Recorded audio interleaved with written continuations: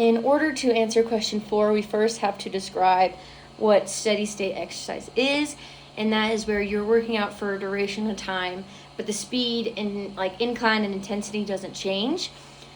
And we're seeing how steady state affects stroke volume, heart rate, and cardiac output. First, to describe stroke volume, it is the amount of blood being pumped from the heart per contraction. And we could see here that your body is adjusting to the exercise for the first 3 minutes.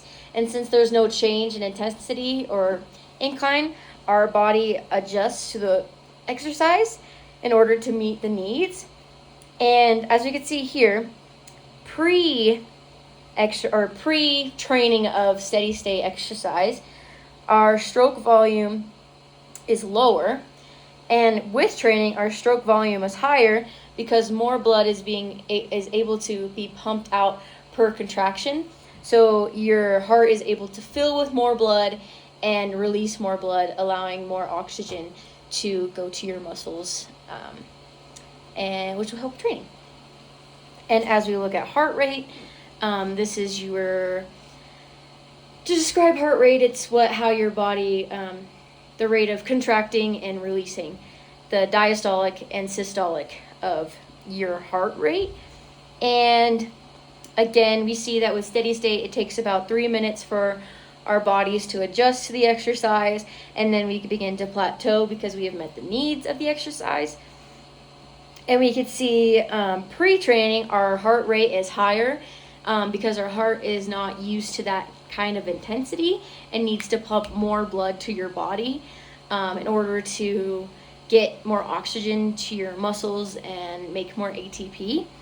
But from pre to post, we see that our heart rate is lower, and that is because with the training, our muscles around our heart have become stronger, and with every contraction, the heart is able to push out more blood because there's more muscles on the heart, being more efficient and having you to have a lower heart rate because you're able to pump more blood out at a lower rate.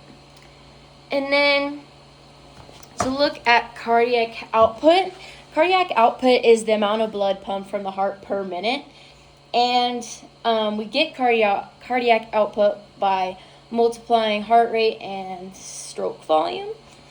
And as you can see here, once again, with steady state exercise, our body adjusts for the first 3 minutes, and then we begin to plateau because we have met the need of the body. And with cardiac output, the beginning looks about similar, but from pre to post, our cardiac output is lower because there's not, we have a higher heart rate and a lower stroke volume, which leads into not a lower cardiac output. But with post-training, we have a lower heart rate and a higher stroke volume, which gives us a higher cardiac output. And so our body has adjusted more and is able to contract and pump more blood out of the body per minute more efficiently than you were to do pre-training. The purpose of knowing how steady state affects your body is to know, or why these are all a bit different, is because it's very beneficial during these exercises that you get more oxygen to your muscles in any way possible. And it's important to know with steady state that your body will begin to plateau and it will adjust over time. And with training, you can improve on your ability to be able to pump more blood throughout your body and get more oxygen.